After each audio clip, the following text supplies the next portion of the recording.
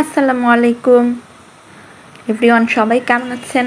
আলহামদুলিল্লাহ আমরা সবাই ভালো আছি। আরেকটা নতুন ভিডিও শুরু করলাম। এটা ছিল 2 দিনের একটা ভিডিও। সকালবেলা নাস্তার জন্য আমি মুগ ডালের ভুনা করছিলাম রুটি দিয়ে খাওয়ার জন্য। রান্না করা হয়ে গিয়েছে। তারপরে সন্ধ্যার সময় আমার দেবরের ছোট্ট একটা অপারেশন হয়েছে। আমার শ্বশুর শাশুড়ি সবাই গিয়েছে, দুজনেই গিয়েছিল আমার দেবরকে নিয়ে। বাসায় আসার পরে আমার শ্বশুর সন্ধ্যার সময় খাওয়া দাওয়া করে আবার ওর জন্য ফ্রুটস আনতে গেল, কারণ ও কিছুই খেতে পারবে না পানি ছাড়া, মানে সব লিকুইড। সেজন্য আমার শ্বশুর গিয়ে ফ্রুটস নিয়ে আসলো, ডাব নিয়ে আসলো জুস করে খাওয়ানোর জন্য, যেন ফ্রুটস খেতে পারে। বাসায় মুরগি শেষ হয়ে গিয়েছিল, ওকে স্যুপ খাওয়ানোর জন্য আবার সেই রাতের বেলা মুরগি নিয়ে এসেছে। সেই মুরগি স্যুপ করবে বলে রাত্রির বেলায় আমি সব মুরগি আবার কেটে কুটে ধুয়ে সব কিছু পরিষ্কার করে রেখে দিয়েছি। আমার শাশুড়ি বলেছিল যে একটা মুরগি পরিষ্কার করে রাখার জন্য। পরের দিন এসে আমাদের যে আপা আসে প্রতিদিন সব কাজ করে দিয়ে যায়, উনি এসে কাটবে। আমি বললাম না, একটা কাটলে আমি সবগুলোই কাটতে পারবো, কোনো সমস্যা নাই। আমি আবার সবগুলো কেটে এই যে এখানে আমি সবগুলো কেটে নিচ্ছি। কেটে সব কিছু ধুয়ে পরিষ্কার করে নিব এখন আমি।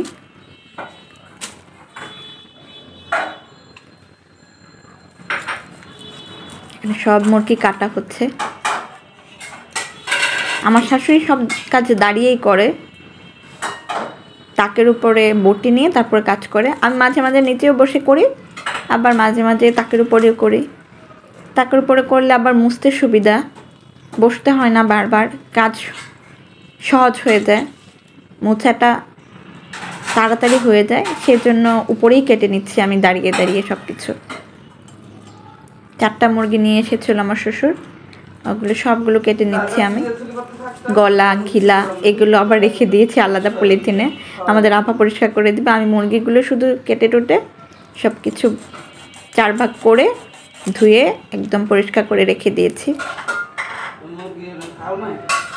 এখানে সব মুরগি কাটা হচ্ছে।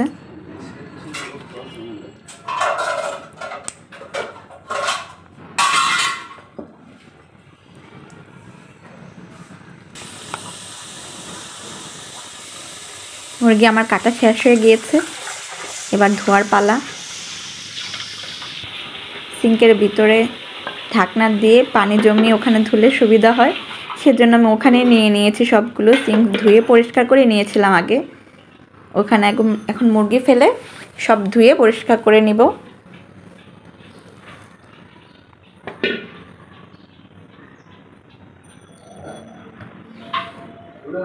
সব ধোয়া হয়ে গিয়েছে। এবার আমি যেগুলো নোংরা করেছেন ওপরে কাটাকাটি হয়েছে, মুরগির রক্ত লেগেছে, মুরগি লেগেছিল, সব কিছু আমি ভালো করে পাউডার দিয়ে পরিষ্কার করে এখন আমি তাক সিঙ্ক ওয়াল সব কিছু মেজে নিয়েছি। মেজে এই যে মুছে নিচ্ছি এখন আমি, সাবান দিয়ে মাজার পর মুছে নিয়েছি। মুছে শেষ হয়ে গিয়েছে, সব কিছু একদম ক্লিন করে মুছে নিয়েছি।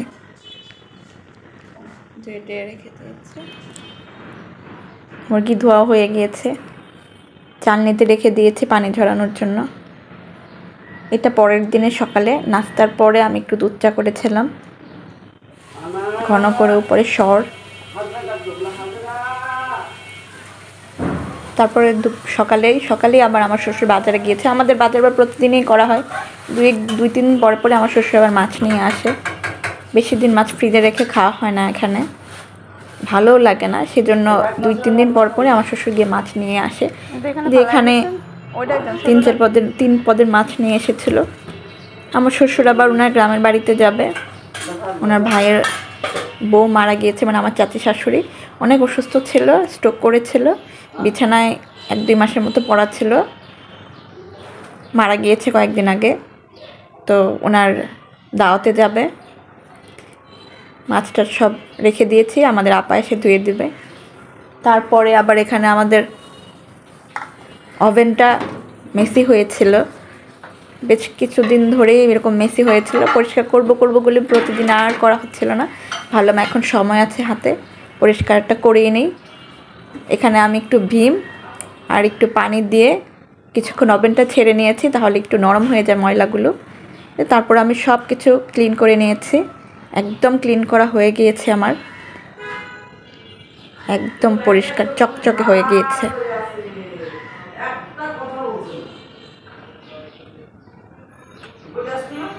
চকচকে হয়ে গিয়েছে আমার ওভেন পরিষ্কার করে শেষ। রান্নার শেষে এখন দুপুরে আমার শাশুড়ি রান্না শেষ করেছে, তারপর আমি চুলাটা ক্লিন করে নিচ্ছি। সব কিছু ঘষে মেজে পরিষ্কার করে নিচ্ছি চুলাটা। মাঝে মাঝে আমি করি, মাঝে মাঝে আমার শাশুড়ি করে, মাঝে মাঝে আমাদের আপাও এসে করে দিয়ে যায়।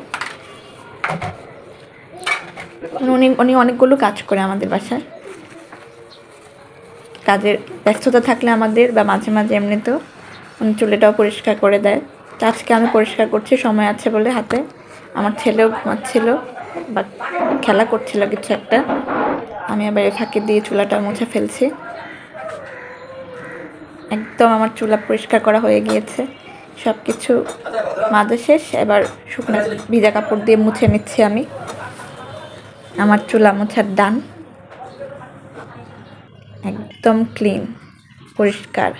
দেখেন কিছু সিঙ্কে কিছু থালি বাটিও ছিল, ওগুলো ক্লিন করে নিলাম। পরিষ্কার করা হয়ে গিয়েছে। আজকের মতো এই পর্যন্তই। সবাই ভালো থাকবেন। আসসালামু আলাইকুম।